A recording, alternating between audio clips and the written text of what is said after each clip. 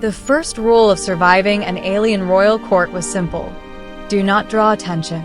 Standing at the center of the Iridian Palace, beneath a ceiling of living crystal that pulsed with soft violet light, I was failing that rule spectacularly, though not by choice.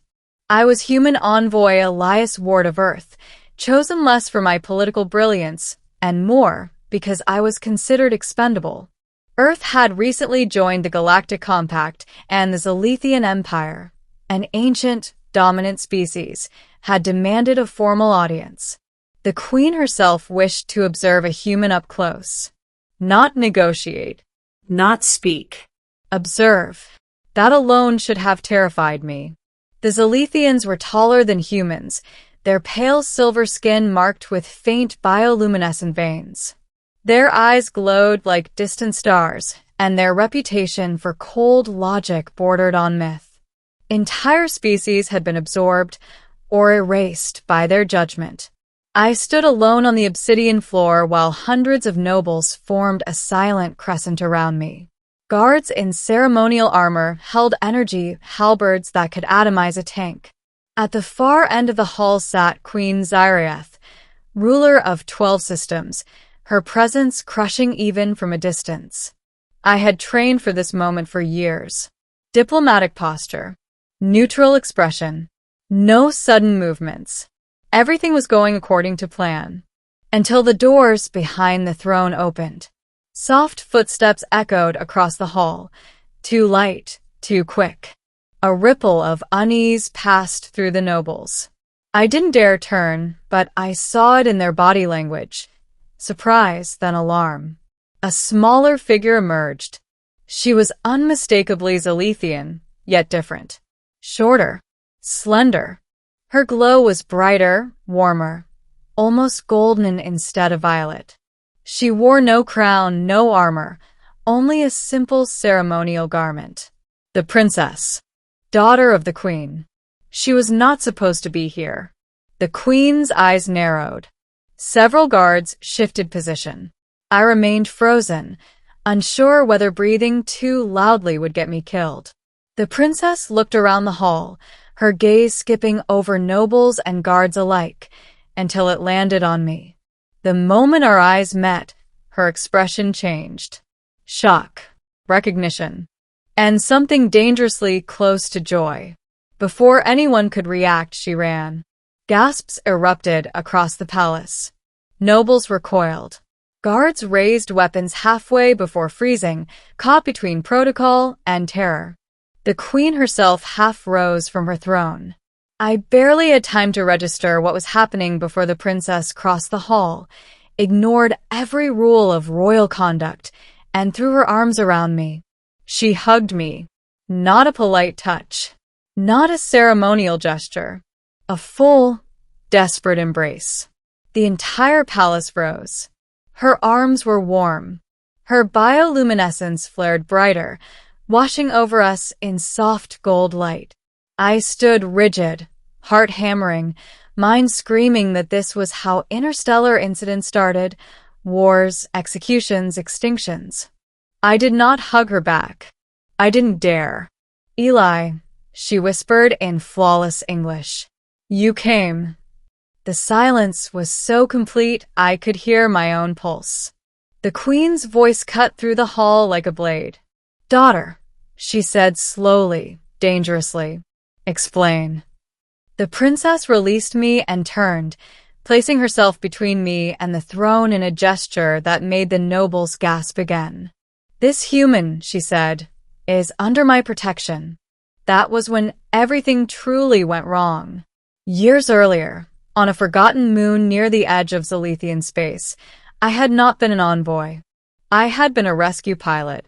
My mission had been simple: extract a stranded research team and get out before Zalithian patrols arrived. The moon was unstable, its magnetic storms tearing ships from the sky. We had crashed hard. The research team hadn't survived. I had been injured, bleeding, alone, until I found her. She was young then, barely into adolescence by Zalithian standards, unconscious inside a wrecked scout vessel. Her escort ship had gone down during a storm. Zalithian law stated that no foreign species was permitted to interact with royal blood. I hadn't known she was royal. I only knew she was alive. I carried her through lightning storms, hid us in caves when patrols swept the surface, and shared my emergency rations despite my own injuries. When she woke, terrified and disoriented, I stayed with her until she stopped shaking. I taught her English because my translator had fried. She taught me enough Zalithian to communicate. For 3 days, we survived together. When her people finally found us, Zalithian soldiers surrounded us with weapons raised.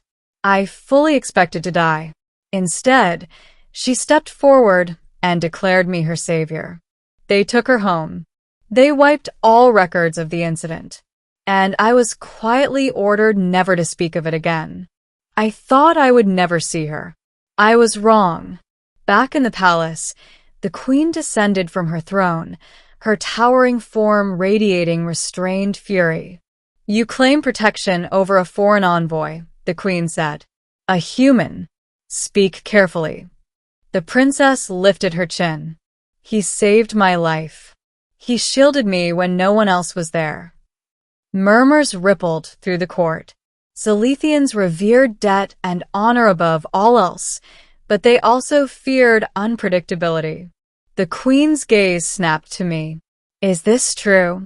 I swallowed. "Yes, your majesty. A single lie here would do mirth." I knew it. I had no knowledge of her status. I continued. "I acted because she was alive." The queen studied me for a long, terrifying moment. Then she laughed. The sound echoed through the palace, sharp and unexpected. "A human," she said, "risked extinction-level consequences to save my daughter without knowing who she was." Her eyes softened, just slightly. Why? The question wasn't rhetorical. I met her gaze. Because leaving her would have been wrong. Silence followed, not hostile this time, but contemplative. The queen turned to her daughter. "You broke protocol. You endangered him and yourself." "I know," the princess said quietly, "but I would do it again." The queen exhaled slowly. "So would I." The nobles stiffened in shock. "Human," the queen said, addressing me formally now, "you stand accused of violating royal isolation laws. However," she paused, "you are also the bearer of an unrepayable debt." She raised a hand, and the guards lowered their weapons. "Earth will not be absorbed," she declared, "nor taxed, nor threatened." A wave of disbelief surged through me. "Instead," she continued, "Earth shall be recognized as a protected ally of the Zalithian Empire." The palace erupted, not in chaos, but in stunned awe. The queen turned back to her daughter. "And you, little light, you will learn that power does not excuse recklessness." The princess smiled faintly.